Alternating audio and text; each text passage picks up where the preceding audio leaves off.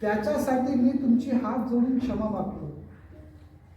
हे एका वरिष्ठ व्यक्तीचं, म्हणजे ज्यानं जे बुद्धांच्या नंतर सेकंड मानले जातात त्या काळातले, ते अशी कृती करतायत तेवढ्या लोकांसमोर. तिथं हजारो भिक्षू असतील. आपल्याला जर साधं सांगितलं तुम्ही विनरक्षित तू आता पाया पडत, तर कदाचित तसा भाव उत्पन्न नाही होणार तितक्या मोठ्या तोडीचा झालेला आहे. आणि असं म्हणतात की त्याला ती क्षमा केल्याच्या नंतर तो स्थिर झाला, शांत झाला, आणि ही कथा इथं संपते. आणि मग तेव्हा भगवान बुद्ध ही गाथा म्हणतात.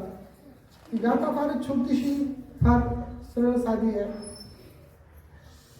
पठवी समोनो विरुचंती इदम खिलिपमो तादी सुबत्तो रहदो अपेत कम्मो संसारान भवंती तादिनो. म्हणजे जो धरतीसारखा न विचलित होणारा, न म्हणजे त्रास घेणारा, त्रासित होणारा, जो इंद्रियाशील, म्हणजे तो ज्या पद्धतीने एखाद्या द्वारामध्ये एखादा खिळा गाडलेला असतो, स्तंभ गाडलेला असतो आणि तो वाऱ्याने हालत नाही, तसा तटस्थ न हलणारा व्रतधारी होतो.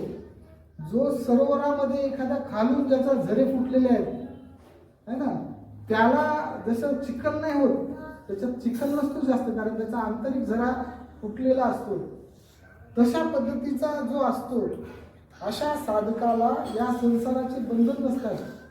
आपल्याला जसे बंधन वाटतात बोलताना वागताना, तसे बंधन त्यांना नाही वाटत. असे हे विमुक्त लोक असतात, असं भगवान बुद्ध सांगितलं. म्हणजे याची एक कथा जर आपण आणखीन बघायची असेल ना, की कशा पद्धतीनं